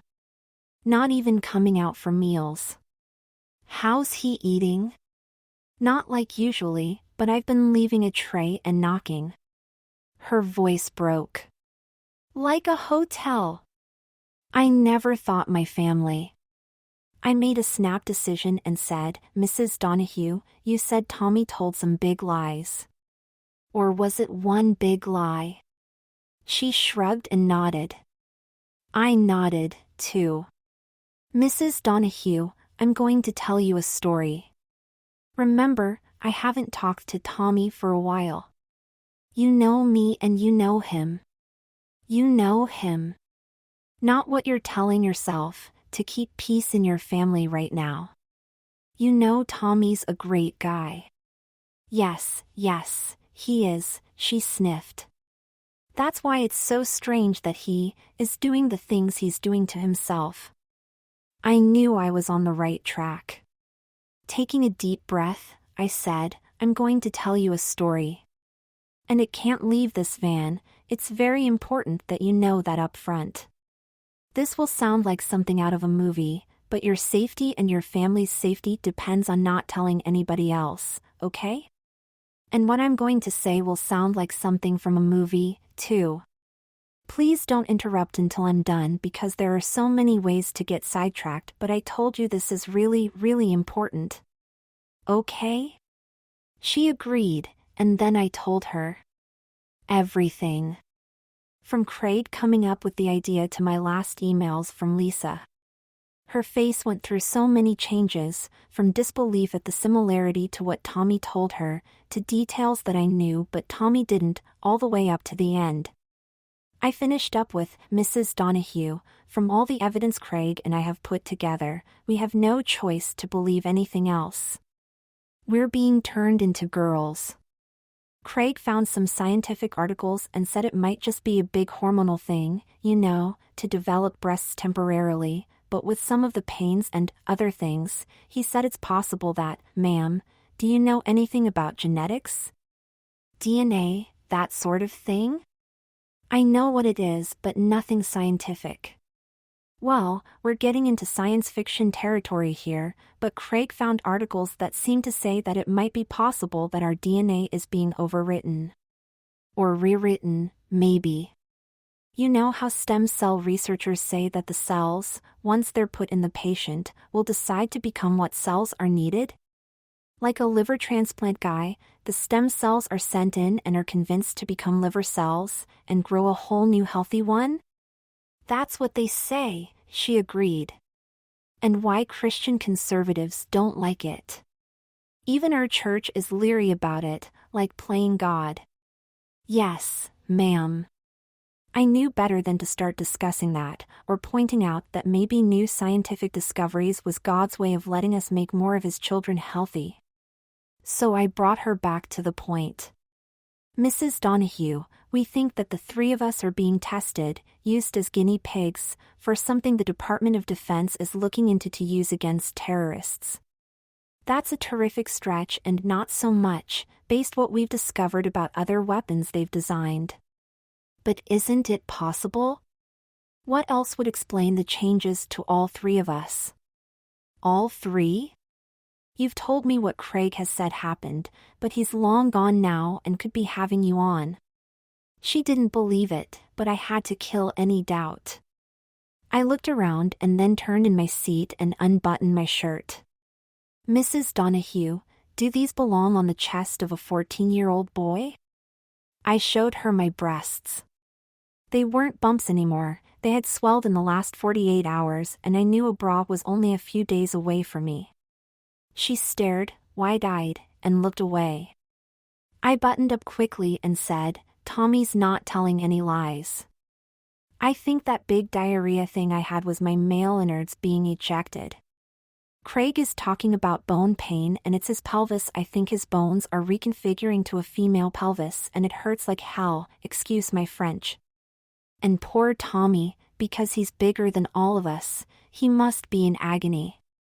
Her hand flew to her mouth, her eyes brimming with tears. Oh, my poor child. It's not his fault, Mrs. Donahue. He didn't ask for it to happen to him, none of us did. It's like if he was walking across the street in the middle of the crosswalk, and a car ran the stoplight and hit him. It's not his fault. She seemed to sag. He's been acting fruity, my husband called it. Said he was going to beat it out of him. No son of mine is going to be a fairy, he shouted. And it went on and on and on. She winced at the memory. And I just let it. As much as I loved Tommy helping me in the kitchen, and the nice things he said, my husband's word is law, and so. She crumbled, hiding her face in her hands. My poor baby. Oh, God. What do I do? What do we do? Tell Tommy when his father and brother are gone, tell him you know. Tell him Chris and Craig told you everything. Accept that it's not his fault, but you've got to accept that he's turning into a girl. Love him. Support him. You're going to have to. I can't tell you what to do, I'm just a kid, but you're going to have to stand up to your husband and tell him that if Tommy's a girl, he's under your care now. And get him to a hospital. No hospital. They'll. She was stricken, putting a hand on my arm. No. No. I realized that the hospital would recognize the results of his beating and that they'd be required to press legal charges against the family. God, I wondered, how badly had they beat him? Reluctantly, I nodded. Okay, no hospital, I understand. Well, tend to him as best you can. Help him understand and I'll do anything I can for him, okay? Chris, I'm being so selfish, you're going through the same thing. And Craig. Yes, ma'am, I said, but Craig's already told his sister, and they're telling his folks probably tonight. And I'm okay, it's just Mom and me. Makes it easier. And I'll be telling her real soon. Look, ma'am, I've gotta go. Take care of Tommy. He's a really good guy and doesn't deserve any of this. I opened the door and paused, turning back to her. But she does deserve her mother. I gave her a direct look. Her eyes were wide and startled, but I saw that she understood. She nodded once, her mouth trembling. I got out, feeling guilty that I haven't told Mom yet. I left Tommy's mother sitting in the van, trying to get herself together to do the shopping she needed. June 21st, morning. This will probably be the longest entry, because so much happened. I'm actually writing all of it on June 22nd. Hey, it's my journal, so I can do what I want. I'm going to break it up into morning, afternoon, evening, and night. Even though the timing isn't strictly accurate in a chronological sense, I went to the library in the early afternoon, for instance, but included it in the morning part. But it'll all make more sense why I divided it into these 4 parts. I couldn't talk with Mom last night after leaving Mrs. Donahue, because Mom had a late shift and didn't get home until about 10, and I was so sleepy that I just crashed about then. I had looked up stuff on the internet until I was bleary-eyed and then went to bed. I should make a note that it wasn't like I was sitting there yawning and decided to turn in early. I'm talking about sitting there 1 minute reading my computer screen and the next minute I'm hitting the screen with my forehead, so groggy and weak that I almost fell out of my chair. I turned into a zombie instantly and collapsed onto my bed. I woke up really sore today. I hurt generally, but the worst was my butt and pelvic area, and I thought it was from riding my bike all the way to the food for less yesterday, and maybe the sitting on the grass for 2 hours. But there was also the possibility that I was starting to go through the bone pain that Craig and Tommy seemed to already have. If that was the case, the girl bomb was treating each of us on a different timetable. Because of the different drinks, different dosages, or just our different body types and genetics, I wondered. I could almost imagine their scientists' eyes light up with excitement, studying us. Mom would be home around 6, and I had nothing special planned, so I went to the library to take back the books I'd finished while I was spending so much time on the toilet. I tossed them in the slot and went in, found some new titles, and was browsing for more when I saw Jenny Allen and Miranda Stevenson sitting at one of the computers. Well, Jenny was at the computer and Miranda was checking her nails and her split ends. Then Jenny looked around, while waiting for a site to load, I guess, and saw me. There was a weird double take. I saw her eyes go from the impersonal glance, the little startle, and then focus on me. She frowned and then she smiled. I gave her a little half wave and she did, too. Miranda looked up at her movement, saw me, shrugged, went back to her nails and then back at me, then back to her nails a little slower. She leaned to Jenny and whispered something. Jenny frowned and whispered back to her and then glanced at me again. I saw all this because I was at the new books section, which was a half shelf. I couldn't very well disappear back into the stacks, or drop behind the half shelf to hide, so I was exposed and saw the whole little show. Jenny got up and walked to me, so there was no way I could hide now. "Hey, Chris," she said pleasantly. "Hi, Jenny. Doing homework?" I joked. Summer school hasn't started and they don't give homework anyway. It was just something to say. Nah. My computer's in the shop and I needed to check my email. Miranda doesn't have the internet. Wow. I thought everybody had the internet. Don't they require it in high school? She nodded. Yeah. She and her brother went through that. They made their parents sign something that said your kid will have a hard time if he can't get the net at home or whatever. There was a bit of awkward silence. I asked, "How's your summer going?" "Okay." "Yours?" "Okay." Boy, I thought, was that a lie? She looked back at Miranda and said, Chris, would you?" She looked around and tried again. "I've got something to show you. If you've got the time, do you want to stop by my house?" Yeah, I guess, sure. I'm just getting some new books." "But aren't you hanging with Miranda?" "Well, yeah, now, but she's got a dance class and her mom's picking her up here." I said okay, I didn't have anything planned today and I was pretty much done choosing books so I could hang out until she was ready, and at that point I noticed Miranda twitching and pulling at her cell phone. I mentioned that to Jenny, who said she was getting texted. Miranda stood, put her purse over her shoulder, and waved at Jenny, giving me another odd look, and left. Jenny turned back to me. "I've got to go log out. We can go now. If it's okay with you." It was fine, so I walked back with her to her computer and kept walking to the checkout desk, my brain going a mile a minute. What could Jenny Allen have to show me? We were classmates, and towards the end of school we'd gotten friendlier and talked more than we had since, well, ever. Walking along with her was strange. I knew that anyone driving by would think we were boyfriend and girlfriend, but I didn't feel anything like that for her. She was just a friend. I was surprised to discover that she lived on the same block as Tommy, all the times I'd been over at his place and I'd never seen her. Maybe it was one of those selective things where little boys didn't notice little girls until they got older.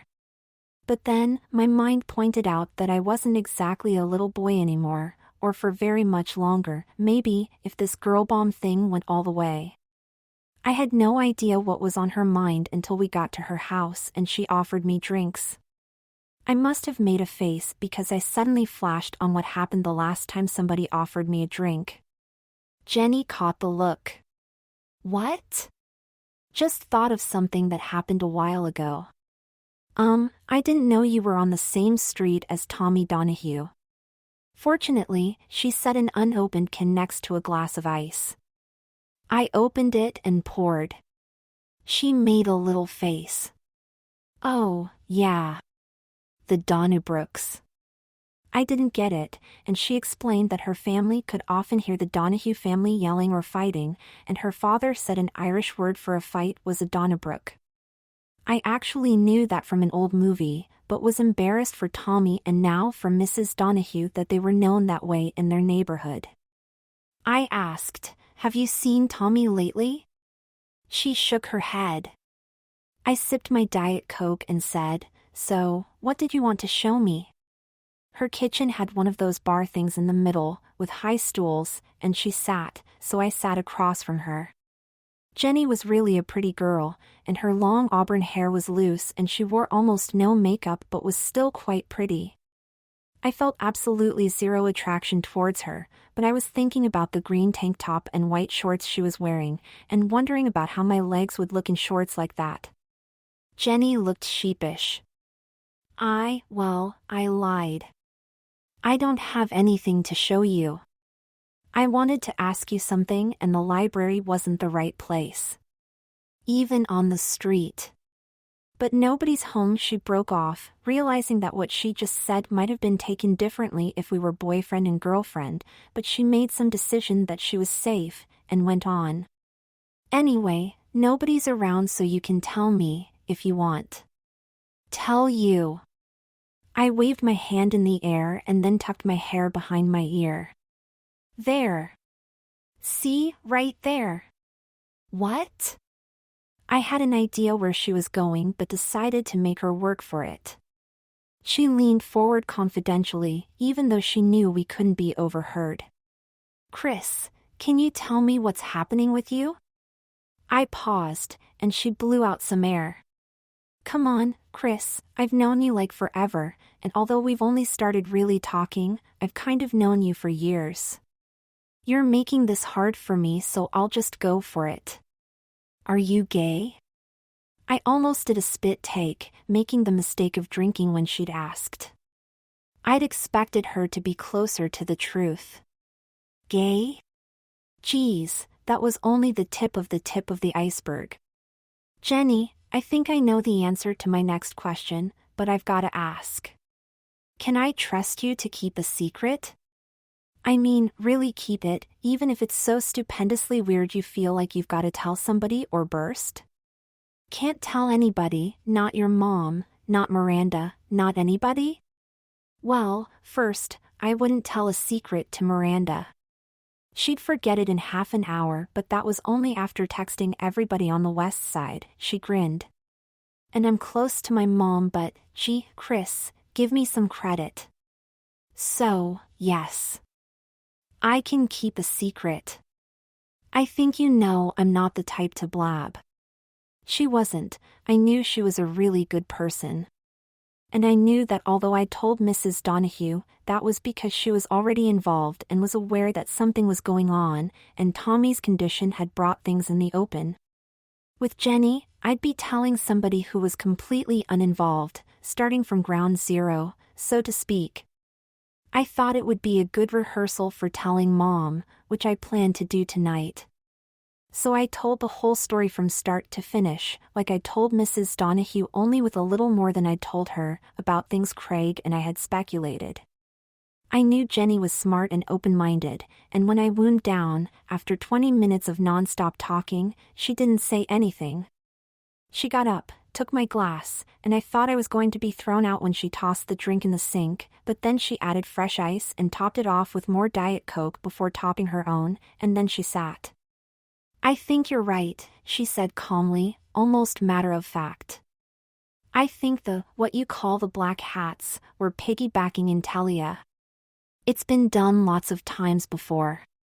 I was stunned that she wasn't freaked out, and on my look, she shrugged.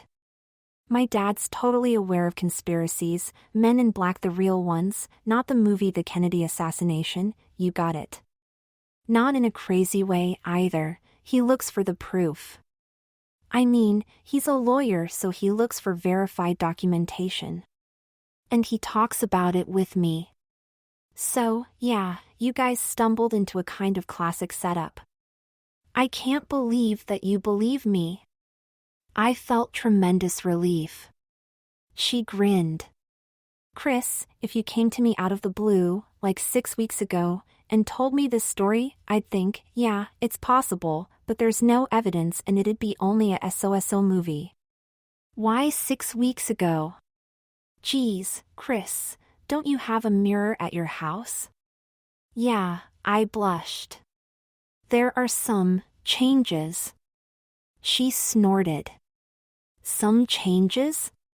Chris, when I looked around at the library, I was just bored and looked at the people. I saw a pretty girl that I didn't know over at the new books, and then, whoa. My eyes and brain kind of clicked in and I realized it was you. But because of that lag, I knew you didn't look like the Chris I know. And then talking with you, well, you don't sound like the Chris I know. Not even the last of school there, when we started talking. Do you have any idea how much of a girl you are? How do you mean? I'm not being difficult, I mean, do you mean inside or outside? She nodded. That makes sense. I can't really know you're inside because you haven't told me. And I don't know what your body's doing, inside. I made no move and she went on. But your face is very girlish, rounder than it was, softer. Your hair's in much better condition and doesn't look like a boy's dingy ponytail anymore. You walk differently. Did you know that you held your books against your chest the way girls do? Sort of. I mean, I'm kind of covering up. Why do you think we do it, silly? She laughed. We'll talk about that later. Anyway, your movements are different, the way you move your hands and your arms, just. She shrugged. Just everything. Chris, you're the evidence that proves your story. I don't want to be mean, but you know you were never the most macho guy. Duh, I said, sipping and grinning. But the transformation in such a short time is incredible. So Craig's doing the same. Her hand flew to her mouth. Oh, God, poor Tommy. It was so similar to Mrs. Donahue yesterday that I flinched. I'm really worried about Tommy. And about his father. Jenny looked sad. My dad wanted to call the police on them a couple of times, but Mom always says we don't know the whole story, we have to live on the same block, so let's get along. I'm just worried that one day they'll go too far and cripple him or worse.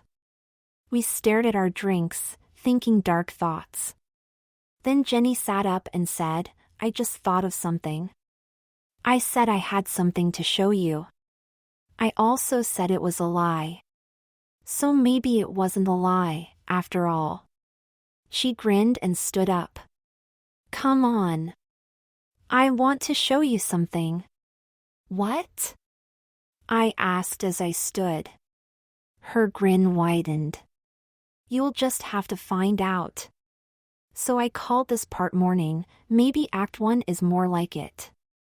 June 21st, afternoon. I followed Jenny to her bedroom and felt a little surge of envy for the beautiful, feminine decor, in light blues and yellows and lace and all the things girls accumulate. The furniture was white, there was a freestanding large oval mirror, a hat rack festooned with hats and scarves, and a cluttered vanity. She also had a study area, a serious desk with neat stacks of papers and books and a very serious laptop with printer and other peripherals. It was an odd contrast to the delicacy of the rest of the room, but I realized the room had been set up when she was a little girl but was now a student and growing woman. I felt my heart clench at the image of being a little girl and growing up a woman. Jenny turned and faced me, looking above me and to the side, and I realized she was looking at the whole of me. She took a brush from her vanity and raised an eyebrow. I understood and undid the scrunchie that held my low ponytail. I was told to bend over and she brushed my hair, and then told me to straighten up, and it was a lot fuller. She reached up and fluffed both sides of my hair and then began brushing this way and that way. I just stood like a mannequin while she did this. Then she found something she liked and led me to the standing mirror. Jenny grinned. Just as I promised back at the library. Let me show you something. Even with the baggy cargo pants and baggy work shirt I wore, I saw a girl. Jenny had brushed my hair across my forehead and had it flowing down my shoulders, and it was really pretty. I thought of Miranda fiddling with her hair and saw that I had split ends that needed trimming. I just nodded at the girl me in the mirror. See? Jenny said triumphantly. See the girl? I made a snap decision, my brain churning but clear on what I was about to do. I quickly unbuttoned my shirt, slid it off to the floor and turned to Jenny, my breasts puckering in the sudden chill. Her eyes nearly popped out of her head. See? I said. See the girl? Her hand flew to her mouth. Oh my God! I knew you were getting more feminine, but oh my God. As much as I wanted to grab my shirt, I crossed my arms over my breasts. Yeah. Oh my God. I sat on the edge of the vanity bench. Imagine it from my side. She reached down and picked up my shirt and was going to hand it to me but snatched it back, tossed it on her bed and said, Chris, do you trust me? Yes. I think I just proved that, I said with a sad chuckle, looking at her and then down at my mounds. My breasts. She went to her bureau and turned back with a light blue bra. She handed it to me. I think you're just about an A cup. This one is really comfortable. I think you pretty much need it. On autopilot, I took the bra and nodded. I looked at her and she understood, showing me how to put it on backwards around my waist, turn it around and pull it up, and she helped adjust it. There was a little hesitation as she silently asked my permission. I nodded and she touched my boob. It was just to adjust the cups, but the thought of what had occurred was major. I think I trembled a little bit. Jenny put both hands on my upper arms. Shush, she said gently. It's okay. It's a big deal in every girl's life, getting her first bra. She'd meant it so kindly that I was incredibly grateful to her and probably was responsive when I saw her frown slightly and say, I don't know if I can call you Chris anymore, like Christopher. Do you have a name? You said Craig is going to be Lisa. I'm guessing that, I won't know until he emails me back. I don't know what girls' names Mom had picked out. But there are girls named Chris. She waved a hand. Yeah, but they're like sporty girls. Chris Evert, like that. But pardon me for saying this, but I think you're going to be a girly girl. You're certainly pretty enough already. Until you talk with your mom, and I can't believe she hasn't noticed. Can I call you, I don't know. Christy? Chrissy? What do you think? Without thinking, I said, Chrissy. She grinned. Yeah, I think so, too. Okay, Chrissy. Your first bra. What do you think?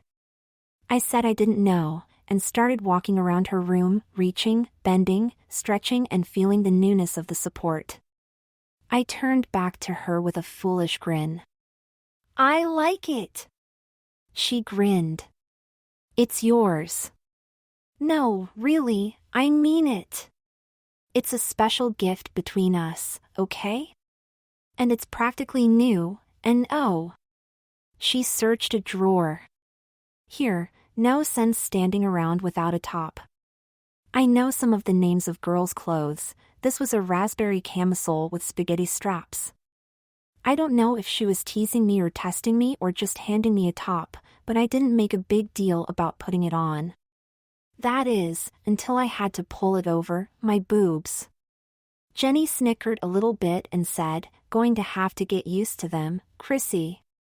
Impulsively, I stuck my tongue out at her and giggled. I don't think I've stuck my tongue out since I was 5 years old. Jenny smiled and said, I thought so. What? That I have a tongue? No, that you've got pretty arms and shoulders. Take a look. We both looked in the mirror and I had to admit that there was nothing masculine about my shoulders and bare arms. The light blue and raspberry straps lay right where they should and everything looked delicate and, well, yeah, pretty. Jenny nodded in our silent agreement. Then she went back to the bureau. Here's the matching panties. Don't want to break up the set, and they're really nice, and she stopped, realizing. God, I'm sorry. I didn't even. I reached for the panties. No, Jenny, it's cool. Yeah. I smiled. Thank you. She nodded and there was that odd moment again. I realized she was looking at my baggy cargo pants. I looked down at them, too. It was a different view because the bra supported my breasts and made them look bigger and I actually had to bend a little bit to see down. My hair fell down and I had to pull it back. Jenny said, hang on a minute, sweetie, as if she'd been saying it for years. She came at me with the brush again, and this time used a barrette to pull my swept hair to the side. She grinned. Looks really cute. Now look down again. This time the hair didn't fall and block my view of my breasts and my cargo pants. I frowned. They're baggy, but... I looked at Jenny. She looked up and caught my eye and nodded. You were wearing those at school a few weeks ago. They didn't fit like that, I'm pretty sure. I nodded, too. I had to really cinch them with the belt. 2 notches. I thought it was maybe just eating better. The truth dawned on me and Jenny saw it, too. She said, have you measured yourself lately? I shook my head and she nodded. You'd better. And track it every day, you know? I nodded. I should have realized because you and I are pretty much the same size now. I sighed. Wonder how much smaller I'll get. I made a joke to Craig about working a circus if I shrank. But now. I have a theory, Jenny said, seriously, frowning a bit as she took a sip of her drink. Based on no scientific evidence, just theory, okay? If we start with your theory about the black hats using a... She giggled. I love that phrase, girl bomb. Anyway, if it is overwriting your DNA, maybe. She frowned and sipped again. Maybe you're all three of you. Maybe you're being transformed into the body you would have had if you'd been born female. You know what I mean? You mean we're not being made into anything planned out, that they didn't program us to look one way or another. She nodded. Let's pretend that let's say your Y chromosomes are being absorbed or converted to X. So you're becoming an XX female, and that's a girl in my book. Then your body is configuring itself to how it would have been if your body were. Her eyes widened. You're returning to your natural state. Oh, God, not back to the womb? I half joked. No, silly. Everybody starts out with an X and then the Y gets added, if it gets added, and changes height and bone structure and genitals, and sex drive and how you think and everything. So I'll bet the girl bomb is changing the Y to an X in every cell. Making you XX just like you would have been if you were born a girl. And that stem cell thing you compared it to? The breast tissue doesn't do anything in its XY state, and then gets changed to XX and you started to develop breasts. And you'll probably be the same eventual size you would have if you'd been born female. And functional, too, I'll bet. You'll have the ability to nurse. But growing so fast. Her eyes widened. Whoa, new idea. Back to the womb, you said, but the scientists say that our cells have biological clocks, you know? Yeah, I nodded. That's why we age, or those kids that are genetically messed up so they look 80 when they're 10. Their cells told them they were 80. I trailed off. I saw where she was going. She grinned, knowing we were on the same thought. So your cells are being changed to XX, and your biological clock is okay, and so they're adjusting your female body to where it should be, according to your age now. The cell's internal calendar, so to speak. Not back to the womb, but 14 years later. I was strangely excited by her theory. I also had no idea she was so darn smart. So when this whole thing, this process, is over, if it ends, then I'll be exactly the girl I would have been if I'd been born and raised a girl? Uh-huh. And the same biological age. My mother's daughter, in other words, not just a non-son? Yep. Minus, of course, 13 or 14 years of culture as a girl. God, you're right. It makes more sense than anything else. Then her last comment hit me. 14 years of girl culture, it's more than just not knowing what fork to use, isn't it?